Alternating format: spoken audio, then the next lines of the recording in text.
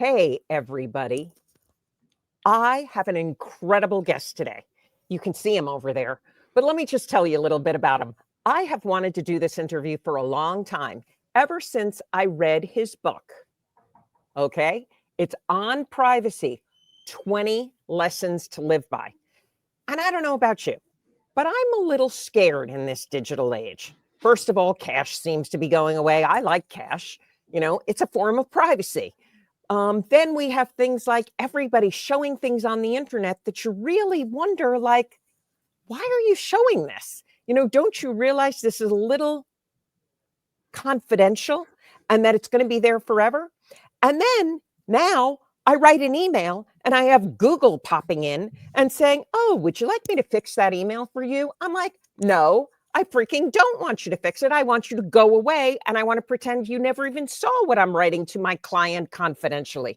So privacy has become a huge issue.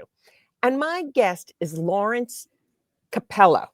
Capello, is that correct how I'm saying that? That is correct. Okay. And he is a professor of U.S. law and the Constitution. He teaches at the University of Alabama, and I just cannot wait to get into this episode. So hello, Lawrence, author of this book, people. Thank you. Thank you. How you doing? I'm just so excited to talk to you. Privacy. What the heck's going on with privacy? Let's just start there. Let's get right into it, Lawrence. Sure.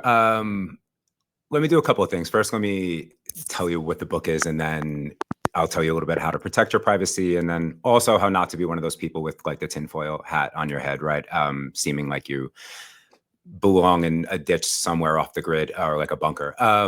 So I teach courses on privacy. I give a lot of public talks on privacy. And usually the way I open them is I'll ask everybody to just take out their phones real quick, unlock them, and then just swap them for 5 minutes with someone that they don't know in the audience. On my first day of class, what I do that is with the students. I'm like, hey, just, unlock your phones, consent to giving someone 5 minutes of unfettered access without photos, text, videos, things like that. And then we'll circle back in 5 minutes and talk about it. I cannot even imagine the nervous laughter that must erupt. Yeah, nobody goes for it. Maybe like 2 people, right? Angels among us, right? But everybody else just kind of freezes up and laughs. And then eventually they know it's a class on the right to privacy or it's a talk on privacy. So one of the smarter, more upstart students will stand up and be like, well, I'm not going to hand over my phone. And I'm just like, because, they're going to score points. And I'll be like, okay, that's no problem. But you need to explain to everybody why you think your privacy matters. And I want you to explain, because if you're not doing anything wrong, you should have nothing to hide, right? Like if you're not doing anything wrong, you should have nothing to hide. So why don't you want to hand over your phone? And that is one of the reasons that I wrote this book. Privacy is one of those things that we all know deep down is essential. It crosses all cultures and political ideologies and things like that. On a fundamental level, there are just things that are nobody else's business, full stop. And we all know that. But when it comes time to explain why privacy is important, why you're not going to hand over your phone, and when someone's like, well, if you're not doing anything wrong, what should you have to hide? Things get slippery, right? You either start sounding like a philosophy professor and you go off on all these theories and that's not accessible, or you sound like too intense, right? That you're some kind of like hardcore anti-establishment survivalist who's living in a bunker somewhere off the grid. And, what I wanted to do was, after years of teaching and talking about this stuff and researching it, give people just clear, effective, short, succinct language to explain why their privacy matters while still being able to enjoy your credit cards and your phone and your laptops. Like I do this stuff for a living. I'm a privacy professional, and like, I love my laptop. I love my phone. I love my credit cards. I use Apple Pay, right? There's a needle though that you can thread. So at the end of the day, largely what I wrote is that it's a short, very straightforward guide to why privacy matters and how to protect it without throwing away your phone or your laptop or disconnecting from, the real world. I wrote it because conversations about privacy can get really exhausting and kind of sad. And people need a short book that can cut through all the noise and confusion. I laid it out in 20 quick lessons. It can fit in your back pocket. It makes it really easy to dip in and out and kind of always walk away with something useful. You nailed it. I mean, after I read it, I immediately went out and bought one for my 22-year-old son and 25-year-old daughter. Thanks. And because I thought there were so many key takeaways in it that really get you thinking. And I love the Constitution. So just the fact that you were, you're an expert in the Constitution. I'm like, I gave my son a copy of that too. So the founders were really into this concept of privacy. One of the privacy is important for a lot of reasons. One of the reasons it's important for Americans is because privacy is a precondition for liberty, right? We see this in our Constitution in the Third Amendment, which is the Quartering Act, the one that says that government agents, soldiers can't be quartered in people's homes during peacetime. You know, that's a direct response to the fact that the British had officers and enlisted men in people's homes, kicking down doors, seeing what was going on, or being stationed there to cut costs after the French and Indian War. The Fourth Amendment, which is the one that protects you against unreasonable searches and seizures, this is way up in the Bill of Rights. You know, it's one of the most important foundational aspects that, yes, law enforcement absolutely can go through your stuff if they can suspect you of a crime. And that's a good thing for criminal justice, but you can't just do it willy-nilly, right? You have to go through this whole process. There needs to be a judge involved. You have to swear an oath that there's probable cause. A judge needs to evaluate it. And if it's not legit, then it's like, no, you can't violate the sanctity of an American's home. You can't go through their things because privacy is important. There's also the Fifth Amendment, which, you know, is the right against self-incrimination. It's the one everybody knows, even if you don't know the Constitution. But think about that for a second, right? That we wrote in our Constitution that you have the right to just not share. That, like, if people are saying things about you, if you're standing tall before a judge facing criminal charges or civil charge, you have the right to just not talk. That goes all the way back to the Spanish Inquisition, back when people were forced to give false confessions about themselves and speak up. So yeah, privacy is definitely a precondition of what Americans think freedom is. It's something that our founders were really into. And that concept evolves as time goes by into the 19th and 20th centuries. And it's a fascinating thing. Americans have an interesting relationship with privacy. We are at once very knee-jerk, none of your damn business, get off my lawn, right? Like, this is mine, particularly when it comes to our homes and our property, right? Castle doctrine, things like that. And in other ways, we're shockingly weak on privacy protections. America has the weakest data privacy protection laws of all the advanced democracies, which is interesting and something that when I found out about was really surprised by it. It's one of the things that got me into wanting to study what privacy is, why it matters. So yeah. Well, I'm always amazed when people say, well, it's my iPhone. I'm like, did you ever, you know, that long thing, that 30 like something page thing you have to read when you get a new iPhone or you update it, you know, that clearly declares everything on that phone belongs to Apple. Mm-hmm. Now, obviously they did it so they can't get sued. So if there's a data breach, you can't turn around and say you released the info. So you're acknowledging they own it. But I mean, people, well, that doesn't really count. I'm like, it all counts. Yeah, it's put in writing. The Apple, I would say, is an interesting company in that it's very privacy forward in terms of its marketing and in terms of its thing compared to some of its competitors. They usually have the most advanced encryption in terms of locking down their devices. They also, I think, are one of the first companies to realize that privacy is a commodity, that it's something that people are willing to pay for. But if you look at an Apple ad for the last 3 years, privacy, that's iPhone, was the tagline for their ads. Some of their ads are brilliant and really go a long way to kind of showing in a very funny way, like why privacy matters. If you ever get a chance, it's worth checking out some of their commercials. But no, you're absolutely right. If I can give a tip to some of your listeners too, again, on top of being a professor, I'm a working privacy professional. I work with data privacy and, you know, help build privacy plans for companies. I don't even read those like 90-page, 100-page documents, right? And to expect someone else to do that as well is problematic. One of the ways that you can really cut through all of that is there are a number of watchdog websites that will summarize those policies for you. One of the ones that I used to use for a long time, TLDR, too long didn't read, is the expression. There's a website called TOS, Terms of Service, TOSDR, like Terms of Service didn't read. TOSDR, there's a number of other groups where if you're unsure about an app, if you're unsure about a device and you're not going to read 100 pages, you can go online and they have like nice bullet point summaries of these devices. So you can get a quick idea about how they're sharing your data, how much of the data they take. That's a really good way to be, I think, privacy forward while also not wasting 3 hours of your day reading through legalese that at the end of the day is super broad anyway. What do you think is the biggest misconception about privacy? The thing that people miss or ignore?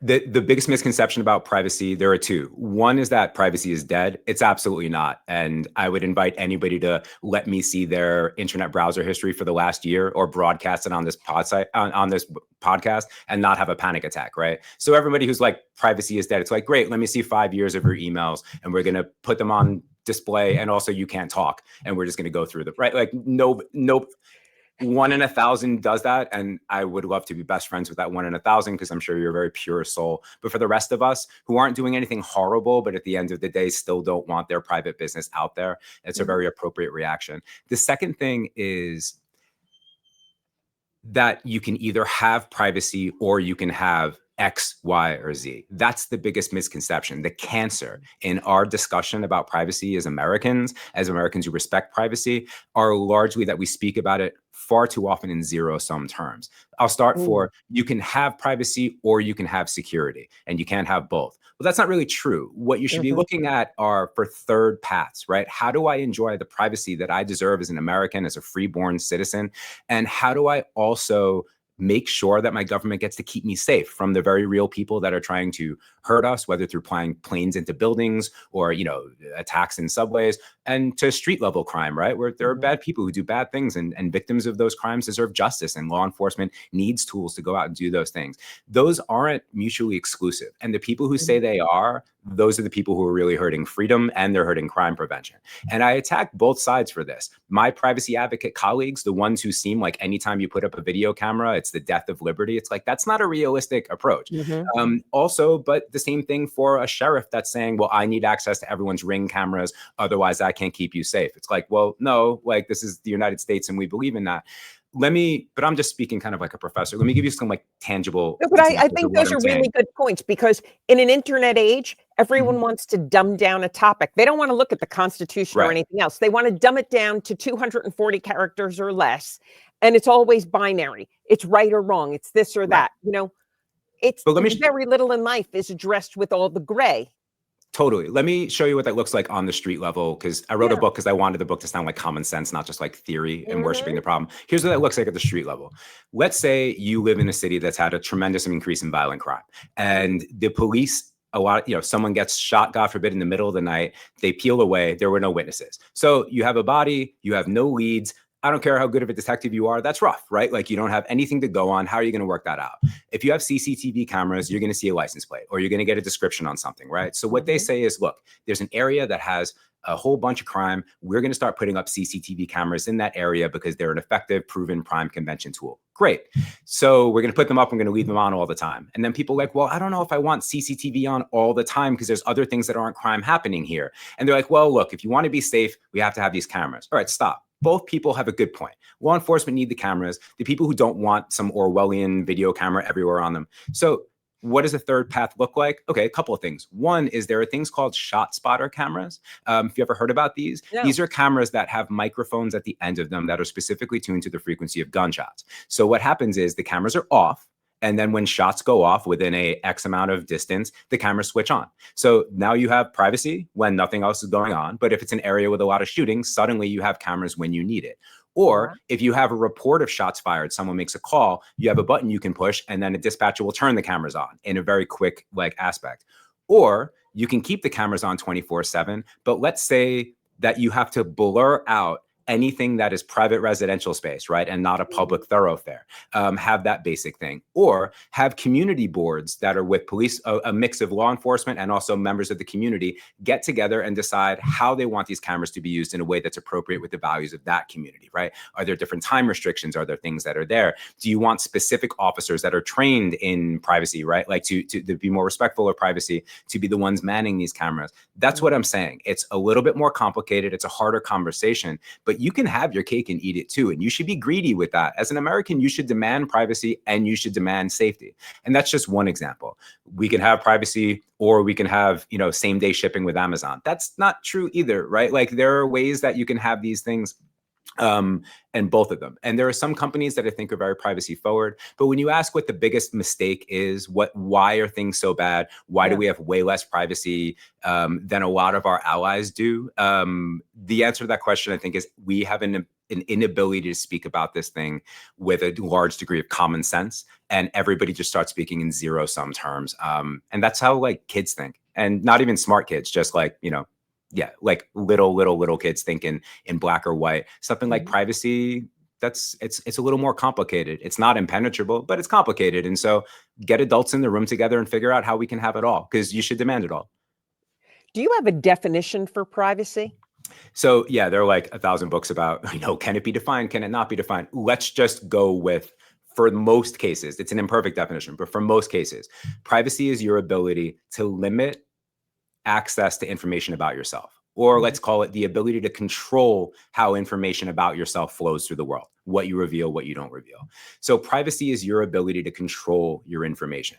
Why does privacy matter? Well, let's go back to that. All right, if you're not doing anything wrong, you should have nothing to hide.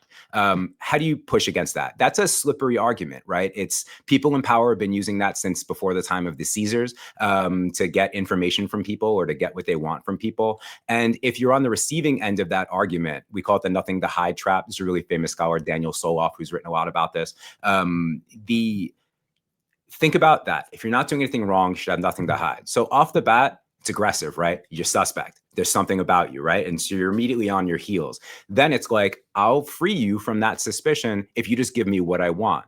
And then it becomes like quicksand, right? Because if you start defending yourself, you just seem more suspect, right? You're like, well, no, it's true, right? It's a very slippery thing. And then you're like, hey, before I think I was half joking, but now you're scaring me and I really need to see what we're talking about, right? Like you're getting way too defensive. So how do you get out of that? What's a logical American response to that? Well, a good response would be is if you look at that expression, you realize it's built on a kind of foundation of, again, quicksand or mud. If you're not doing anything wrong, you should have nothing to hide is what we call a logical fallacy. Because what it really is another way of saying is all secrets are sinful, right? All secrets are sinful. All secrets are bad, right? That no, but that's what that's saying, right? Which is ridiculous. Yeah. All right. If you're not doing anything wrong, you should have nothing to hide is saying all secrets are bad. And that's just, think about that for 2 seconds. What a ridiculous thing to say. Secrets between doctors and their patients are essential for public health, right? That you can be candid with that. Secrets between married partners, right? Or between parents and their kids are essential to building the bonds of those relationships. Secrets in your workplace, right, are essential to innovation. Companies want to build things in secret before they take them to market. And that's why people sign like NDAs and things like that, right? With research and development. Secrets are essential between lawyers and their clients, right? Secrets are essential just for like best friends and romantic partners as a way to like establish intimacy, right? And like build bonds. Have fun walking through the professional world without any secrets. See how far that gets you, right? Like you'll be fired in a week. So that brings us to another thing is that privacy, your ability to control the information that's out there about you, it's essential to controlling your reputation. It's essential to navigating modern society in a way that you see fit. And if you can take anything from this talk, like for your listeners, just that. Why does privacy matter? It matters for a lot of reasons, but maybe the most important is that controlling the information that's out there about you allows you to shape how other people perceive you. It allows you to control your reputation. And that's essential to succeeding in any social life, in any professional life, or anything like that. You don't just go there and share 100% of who you are with your boss or your coworker. I don't want people doing that with me, and I don't want to do that with them. Also, there are snippets of information about yourself that when people hear, they might take out of context, and suddenly that becomes your reputation. You have a right to try to control how your reputation is. You don't get complete control. That would make you a sociopath. People get to think about what they want to think about. But at the end of the day, you have the right, a fundamental right, to exert control over how others perceive you and try to control your reputation so you can succeed both socially and professionally. And if you're not able to do those things, it's a big problem. And so privacy in a lot of ways is about gaining control of your own life and your own narrative. And when people try to take that away from you, they're trying to take away something that's really big. When you hear about the credit scores, the social credit scores Sure. that you're hearing about in China or in dystopian writing or Black Mirror episodes, what do you think about that and how that correlates with privacy? Yeah,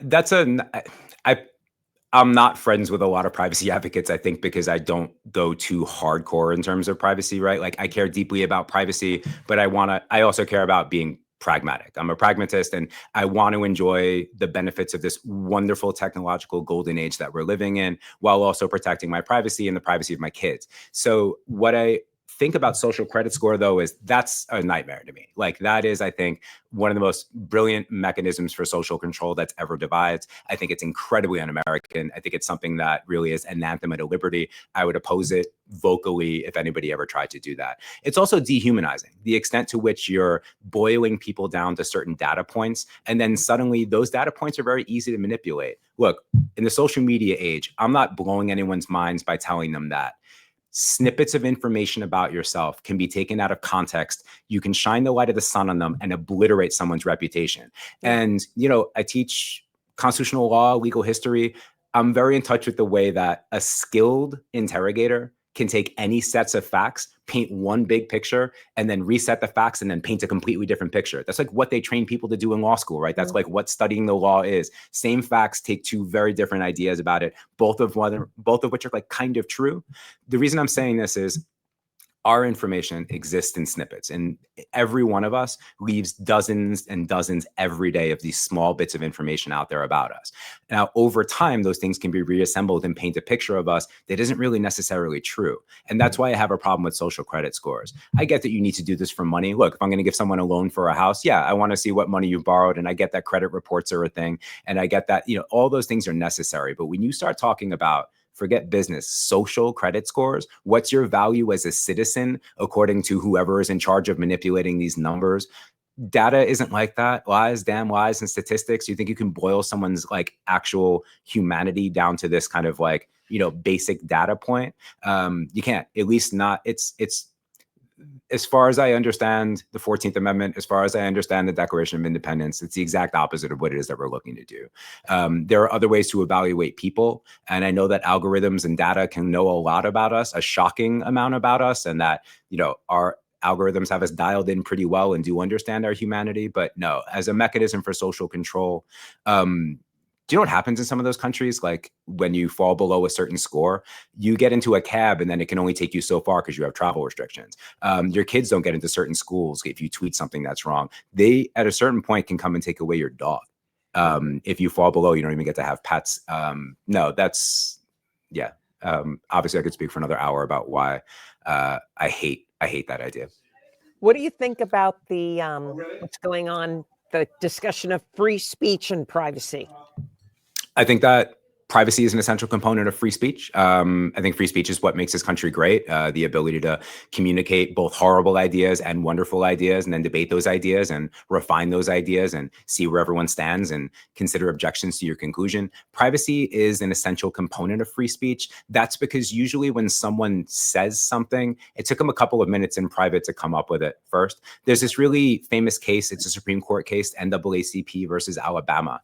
Essentially, what happened is, it was in the middle of the civil rights movement, and the NAACP was coming under fire from state organs that were basically demanding membership lists for people who were joining the group.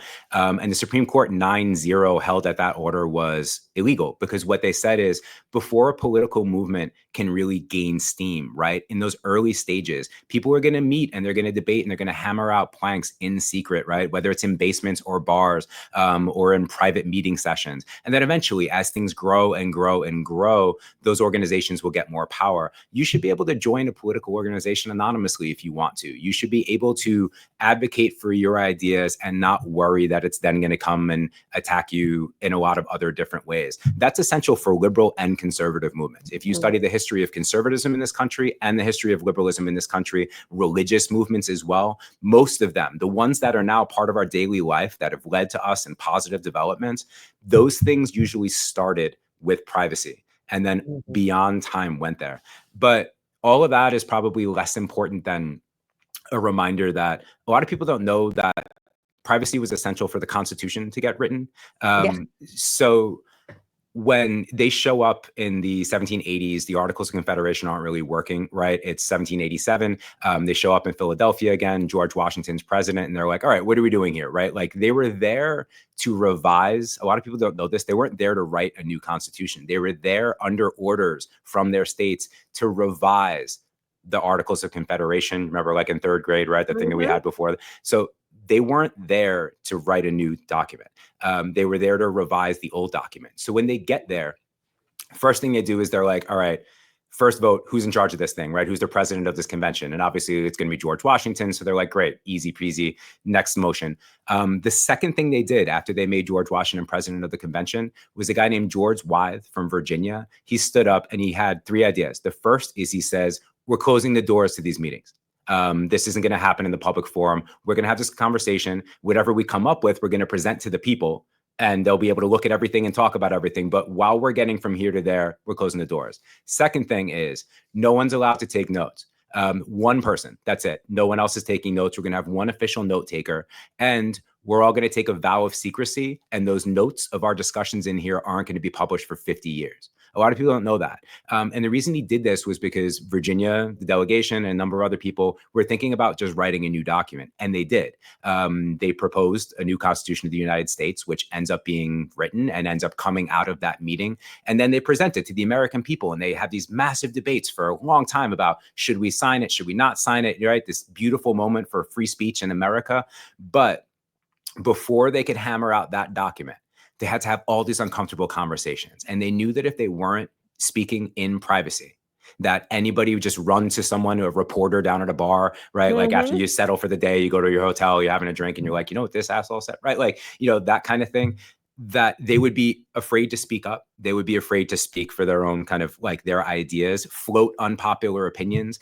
Privacy was essential to the Constitution being written. And again, they were transparent with the people about the document, but not about the process to go from here or there. That is so incredibly relevant even to today. For 30 years, I owned an investor relations firm, and you would, a company, I represented over 400 publicly traded companies. And let's say along the way, you're working on a press release for something and you start editing it. And you're taking out this, or you don't like that quote, or this could have been said differently, or these results from the clinical trial could have positioned, more accurately this way. And one time, one of our clients got in trouble and I got to be a witness. But part of being a witness, the Securities and Exchange Commission asks for all your files, all your emails related to that company and that potential issue there. And that's when I learned the importance of a destroy prior documents, which is very much what you're talking to, because I remember being asked, well, why did you change the words in this? And my attorney very aptly said, Diane, you don't remember what you had for dinner on your birthday last year, and that was far more important than this press release, so say I don't recall, because I didn't know. But I mean, so often the reason you changed a word was because it was spelled wrong, or it was in the wrong context, or the, adjectives were describing the wrong, in the wrong place in the sentence, simple things. But it really goes to that, have those discussions in private before you take them out in public. Yeah, absolutely. And that's, again, necessary It's a for great business rule. Yeah, and for free speech and our republic, like and again, it applies to everybody. Privacy is essential for good ideas and good movements, whether in religion, whether in society, whether in politics. It's essential for those early stages. You have to have those initial key groups, and think about how it is to write something or create something. It's you chip away at it. People who are creative people, whether they're artists or musicians or something like that, they don't let everybody just view their entire process, right? Like, no, you go in the basement and you work that out. And then when you have something you think looks kind of decent, you call maybe 1 or 2 friends, right? And you're like, what do you think? Right. And then they bring it out. And then finally, when it's hammered out, you release those things. And speech works the same way. A nation that's more protective of its citizens' privacy rights is just going to be a freer nation. It's a nation where people are going to be able to speak more, where they're going to be able to get out and do things. While we have it, if I can give you a couple of just basic privacy tips for your listeners as well. Because I was going to ask that, and I'm just going to say to everybody, we're doing a little commercial break here because I just love this book. I'm speaking with Lawrence Capello. He is the author of On Privacy, and it's a must read for yourself, for your children, for your employees, if you have them, coworkers. I can't think of anyone that wouldn't benefit from reading this book. And we're having a great discussion about privacy, and we're going to keep going.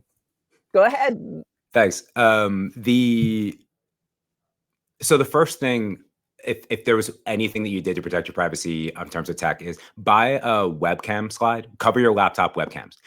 These things cost like $2 or $3. I'm sure a number of you have seen them. Sometimes they're so seamless you don't see them. They're starting to build them into machines. These are just little plastic slides that you put over your laptop webcam. This is essential. Webcam hacking internationally is a major business. It's a multi-million-dollar operation. Without sounding too like edgy or weird, you're aware that like people do very private things in front of their laptops, right? Like that this is something that people do. Now imagine this, people do that, you get an email. The email is a video of you doing that. And it's from an account that you've never seen before. And it says you have 48 hours to give me X amount of, Bitcoin in this digital wallet, or I'm sending this to everyone in your contact list.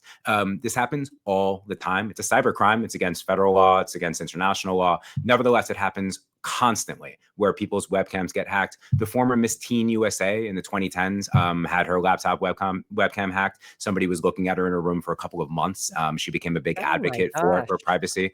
This is something that's big, and you can prevent it you don't need cybersecurity. You don't need hundreds of dollars of a pack. $2. Cover the slide. When you want to use it, open it. When you want to close it. And that just immediately takes that off the table. If not for you, do it for your kids. If you have kids, you have teenagers that have a webcam, spend $3. You can buy a 6-pack of those slides for like $6, $7 on Amazon. When I teach seminars on the right to privacy for advanced undergrads, I just give everyone at the end of like the seminar, like a quick one. Like I just buy like 50 of them and just start handing them out.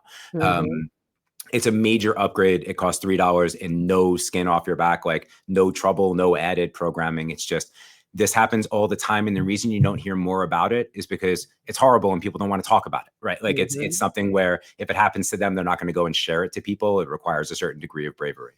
The second thing is go do like a spring cleaning for your data, for your social media accounts. You can set a calendar reminder. I do it twice a year. You can even just do it once a year. But once a year, go through all your old posts, your Facebook posts, your Instagram posts, any of your social media posts, and just take a look and think if you still want it up there. Is there something that you want to delete? Is there something that's still reflective of yourself? This is just, think about what happens. Sometimes someone pisses someone off, and then immediately their enemies will just start digging through years and years and years and years of their social media posts, find the one thing that they can then kind of attack and pile on, right? And that has ruined a lot of careers. Think about yourself, protecting yourself, and again, for your kids. Once a year, go through all of your old posts, see what needs to still be there and what doesn't. You'll really thank yourself later, because I think a lot of you don't really even know what all of those posts look like. I think it's been a while since you've looked at a lot of those things. So some of them might not have aged well, or just might not be an accurate reflection of who you are as a person. And frankly, I think if you're posting something, it should be an accurate reflection of kind of who you are. And if that's no longer who you are, there's no reason to keep it up anymore, because it's not really doing that. You can archive it or save it for your own, memory lane trip, but maybe not make it available for everyone. A third thing that I would definitely recommend to a number of people is check the app permissions on your phones. Apple is very good with this because they have a lot of signals, but there's a lot of other things as well. But go through settings on your phone and see what apps have permission to what. A lot of them will automatically try to grab control of your mic and your video camera. Some of them, even when you're not using them. This is a very quick thing you can do if you're like, stuck on a train or a bus, or just like, not driving in traffic, but if you're stuck in traffic and bored, whatever, in the bathroom, just take 10, 15 minutes, go through the apps on your phone settings and just see what they have access to and give them as little access as possible, unless it's something that you use every day and it's a company that you're okay giving that data over with. And then the last, that is pictures. I'm always amazed. You'll get a notification, X or Instagram or Facebook has had access to all of your photos, for the past 6 months. I'm like, really? Why? Parents also need to talk to their kids about privacy. Being a parent is now something that requires that. Those of us born in the 20th century, I think, really enjoyed the fact that we were able to have childhoods where we could just explore and do really stupid stuff, and there is no video recording of it, right? And there's no whatever. There's a certain permanence now. We're prisoners of our recorded past. Kids today are the first generation of kids that really will have this sense of permanence in the things that they do. So now more than ever, it's important that parents think about their children's privacy and educate and develop privacy instincts for their kids. That also means starting with them themselves. There's a term in the privacy community called sharenting. Most international watchdogs, sharenting, like instead of parenting, sharing, where parents are putting too much of their kids on social media. And the reason that's dangerous is a number of international watchdogs think that around 2/3 of identity theft now by 2030 will be for kids that are under 18. And it'll be done by scammers that were able to get most of the information about social media. Think about what a lot of like parents' social media looks like. You'll know a kid's birthday because they'll say happy birthday on Facebook, right? Or on like thing. You'll have images of the kid.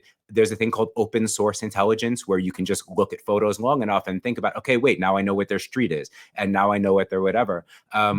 I would recommend playing that game with your kids, is going and finding a public profile of someone you know and asking them and saying, all right, hey, let's play a game. Let's be detectives. What can we learn from this person just by looking at their social media? And it'll shock you. You can figure out where they live, how old they are, what they do for a living, what they look like, right? And it's a good way to kind of develop instincts in your kid and make them be more aware of what they are. I'm not saying don't post with your kids. I'm a parent, like I love posting like about my kids, but privately, right? Like you have control who can and can't see social media posts about your children. If that's about turning your accounts to private where you're approving just people you know that you would want to share this stuff with, but a completely open account where everybody can see that is something increasingly we're starting to realize can be harmful to kids, not just emotionally, but also legitimately, like professionally and financially.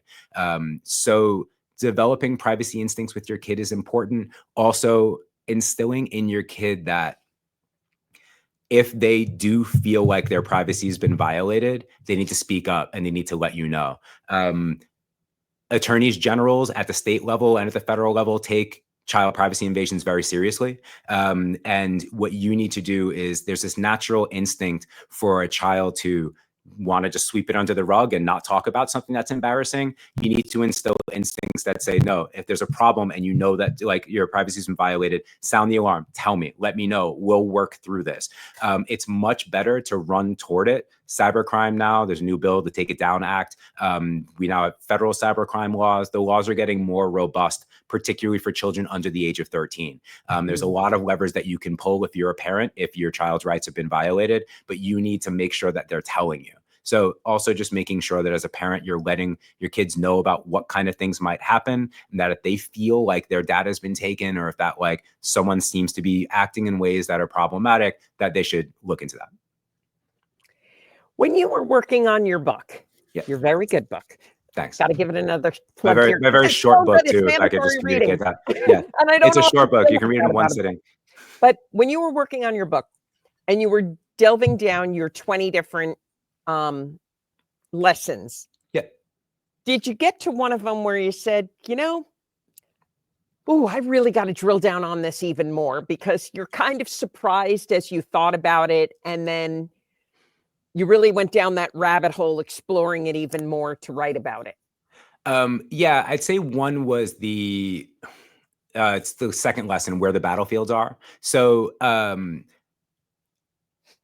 when everyone, you keep hearing like privacy is dead. And I was like, I get what you mean. Like, and I think that in a lot of ways it is like, and I understand the idea to throw up your hands and just be like, who cares? Like all my data is out there anyway. But then, like I said, it's like, great, can I see your browser history? And it's like, no, absolutely not. And it's like, and you still have a password on your phone, right? And you're like, yeah, no, I do. So I was trying to figure out like, what's going on there, right? Because it seems like those are opposite things. I know privacy is not dead, but it feels dead. I know that to be alive today is to have way less privacy than our parents and grandparents had when they were our age, right? Like, and that they bring there. And I know a lot of that had to do with technology. Then I started learning about how data flows. And this is one of the biggest things that I drilled down on that I really enjoyed, is when you start talking to people who violate privacy all the time, and like people who like make a bunch of money by like screwing people's privacy over, they look at data across what are called 3 stages or data flows. So first, information is like collected, like from your phone, from when you hand it over, the snippets, and that collection stage, that's stage 1. That presents its own kind of problems. Then after it's collected, that information goes and it's processed, right? That they assemble it with other information and like other things that they have about you, right? And then after that stage, that information is then shared or like, distributed out again. So let's say you're on Amazon, you buy something online. So you give them your address, you give them your credit card, you give them your name, things like that, and what you bought and what you were looking at on the site before you bought it, right? All of that information is collected. Then that information moves on to the next stage, processing, where it's combined with your purchase history, right? And what other things you might have bought over the last couple of years. Oh, is this a new address? Is this a new credit card, right? Like all of these things. And those things start revealing things about yourself, not just like your financial information, but also like maybe what political affiliation you have, what's your sex, what's your age probably, right? All of these kind of different things, medical conditions, right? Like certain things with personality. And then that's the second stage. And then the third stage is this notion of it's then shared with somebody else and it's either sold or it's brought along. When people say privacy is dead, they're talking about that first stage, the collection stage. And they're like, you're never going to stop that from happening now. And I'm like, you're absolutely correct. And on that stage, privacy is dead. The 20th century, privacy advocates spent a lot of trying to keep information from being collected. And that's just like not a thing you can do anymore, right? Like not in the age of Alexa or in the age of phones. You can, but like you will sacrifice your social position to a certain degree. It's very hard to function in the modern world if you're not going to let your information be collected. You might say impossible in certain circumstances. Privacy now, the fight for privacy, what people like I do, what people do, it's about those next two stages. It's about protecting what happens to your information after it's been collected. Do you get what I'm saying? Yes. Not the collection part. When people say privacy is dead, they're talking about that first stage. I'm never going to be able to stop my information from being collected. And I'm sad to say that I agree with that. After your information has been collected, protecting it, that's what the modern privacy battlegrounds are. And to say that your privacy dies the minute after information is collected actually doesn't make sense when you think about it. Cybersecurity is almost $1 trillion industry now. That's all about protecting information after it's been collected. Who can share it, what they can do with it after it's being taken. That's what the fight for privacy is in the 21st century. So if you're trying to get your bearings and kind of know if you care about this, what should happen, if you try to stop your information from being collected, you're just like, just pushing against the tide. It's not going to work. What you should do is, all right, I gave you my information for a very legit reason. You can't share it. And you also can't reassemble it in ways that try to then make me angry because it'll make me look at my screen more, right? Or things like that. Like that's what modern privacy battlefields look like. That was one that I had to drill down a lot on. And in the book, I was able to like write about that in a page and a half. Again, it's a really short book. It was meant to fit in someone's back pocket or be read in like 1 or 2 sittings. And boiling all of that down to, 4 or 5 paragraphs was a lot of fun for me. And something that I feel like when it clicks, that can open up a whole world for you about just wait, okay, that's what data is. And like, that's what my privacy is now. And so much of it is about just making sure people don't see things that are already out there about me, not so much me keeping everything inside and not sharing anything. Well, when you talk about the data privacy with different companies, I mean, I'm still trying to figure out how this one happened. One night I opened up the mail and I was about to throw it away because I'm thinking I've got this envelope of junk mail, but then I'm like feeling it. I'm like, wow, this feels like, one of those steel American Express cards. So I figure I'm going to open the junk mail. It's from some bank I had never heard of. And well, it's got a $30,000 credit card line on the card that I never applied for. Now I'm panicked. I don't even want to call the number on the letter because I'm like, they're going to ask me to confirm this ID. And then I'm looking for the bank and, had to go through the whole police department and everything to figure it all out. But somebody managed to somewhere get my birth date, my social security number. That's the one I really can't figure out. All of my information to be able to open up a bank account, 2 of them, and a credit card with a $30,000 credit card limit. How it ended up coming to me, where their whole scam went wrong, I don't know. Or maybe someone was sending me a wake-up call. Who knows? But you say, where does that? It's out there. It's happening. And so it's the privacy of not just that somebody's got your information, but then, as you said, how are they protecting it? Yeah. The one that really throws me off is when you're in somebody's house and they'll say, hey, Siri or Alexa, add this to my shopping list. Oh, yeah. Guess what just went on my phone? Add this to my shopping list. And then you'll hear, okay. And I'll say, wait a second. The whole time we've been sitting here, you've had that thing on? It's mind-boggling to me. Yeah, absolutely. One of the things a lot of criminal lawyers, joke about is, how are we going to get Alexa on the stand? Right. Like, did Alexa witness a murder? Did Alexa witness, horrible things or conspiracy going on in the house and things like that? Yeah.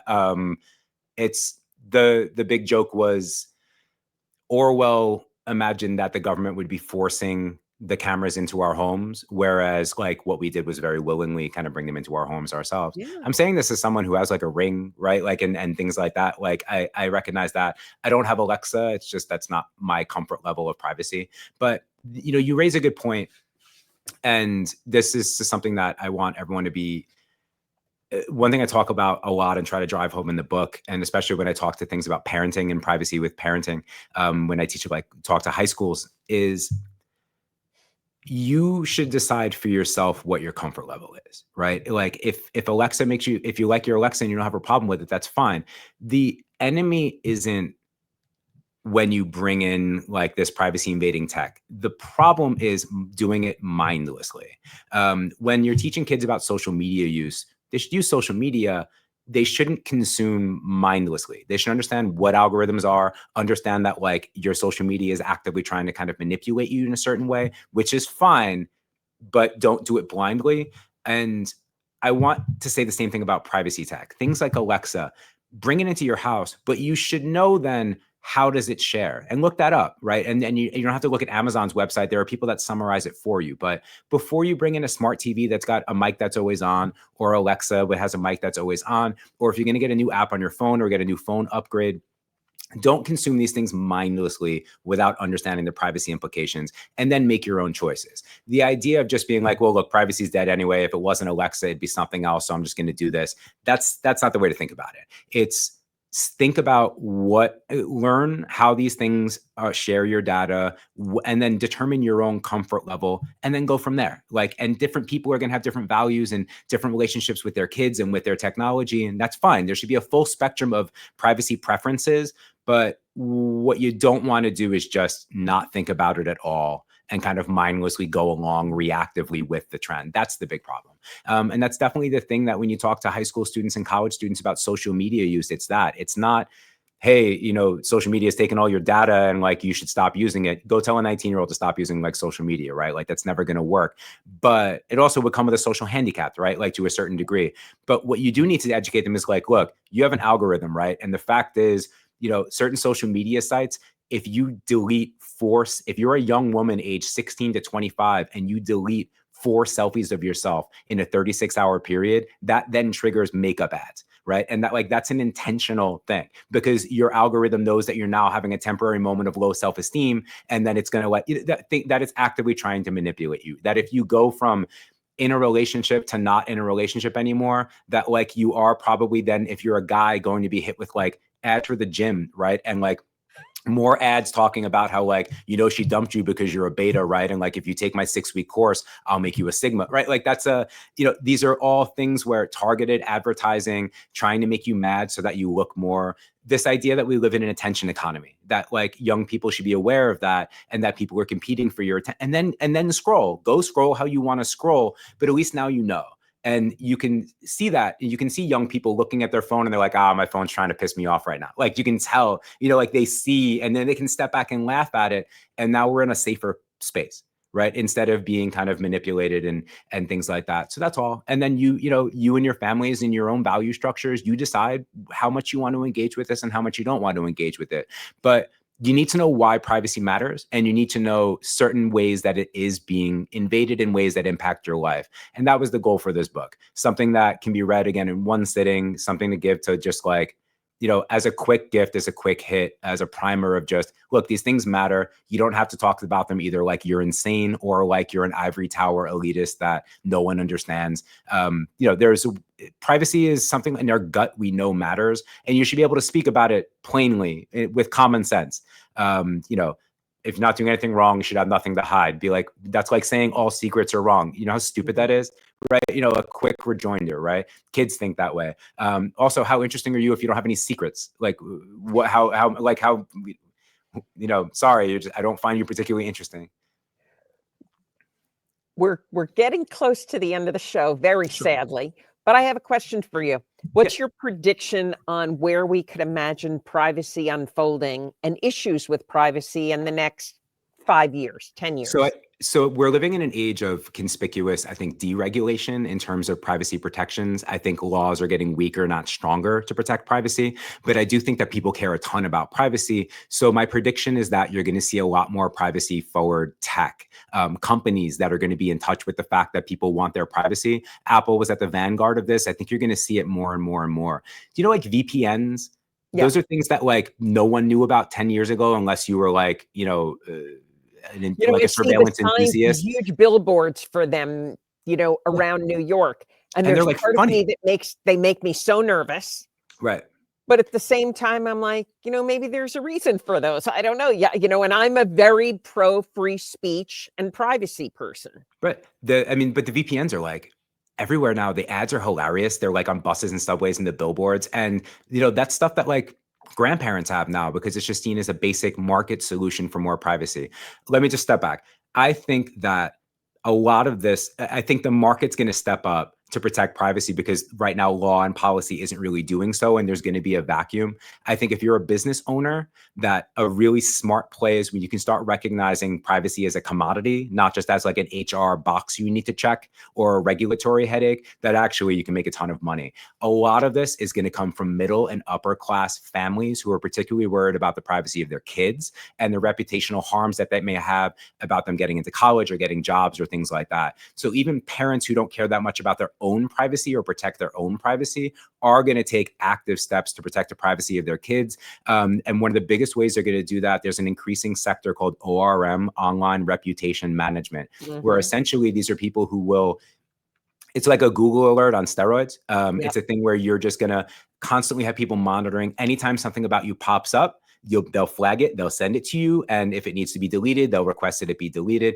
But this idea that you need to curate your data is something that it's one thing to not do for yourself. It's another to kind of not do for your kids. And I think that you're going to see that in particular. So a lot of privacy law does tend to come from the need to protect kids. And I think that same is going to be in the market. So I think online reputation management, particularly for parents for young people, is a massive sector. That's another big privacy tip too. If you have kids, set up a Google alert for their names. Yes.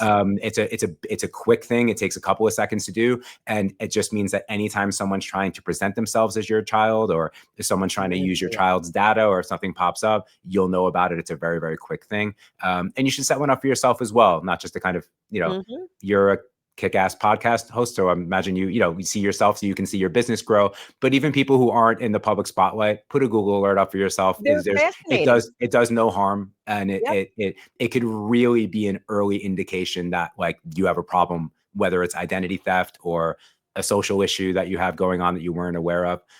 But yeah. You shared so many good tips, and you deal with college students and how you should go back. And I write a lot about our stories of who we were when we were 19. Maybe they need an edit, when you're 30 or when you're 40 or 50, or you're really that person. Why are you still telling that story? And I had someone come in for an interview that one of my clients wanted me to hire. So of course they're going to the top of the list, my clients, hoping I hire this person. And I'm like, she was fantastic. I really like her. I sent her to the group to meet with the group. And one of the guys says to me, "Did you check out her social media?" I'm like, "No, why?" Well, you might want to. And there she is 2 years prior on the top of a bar with no shirt on, in her, New Year's Eve, whatever the year was.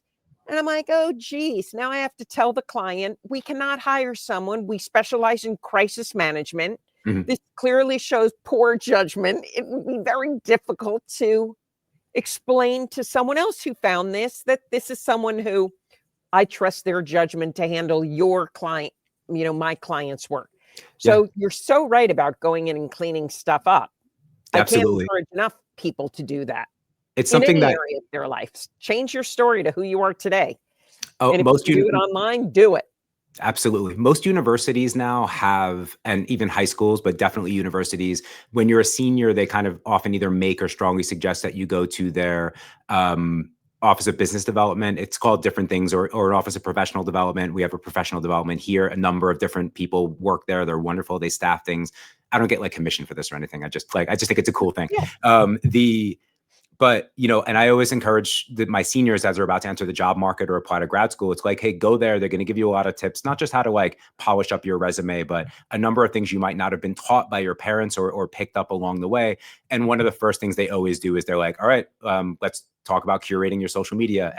But that's one of the first things that university professional development centers do when they're talking to students is, all right, like, let's clean it up. Because a lot of them they don't think about it. And yeah, you're right. Just get those photos out, those posts out. It's important. And then I would think that you're crossing a line when an employer sometimes asks for access to private social media. It doesn't happen a lot now. It was a big thing 10 years ago where people would apply for jobs and they'd be like, well, I noticed your Instagram's private. We need access to your Instagram. I think that's problematic. Like at the end of the day, what you do is, I understand having an issue with a public profile, but someone's private social media is having those layers are important.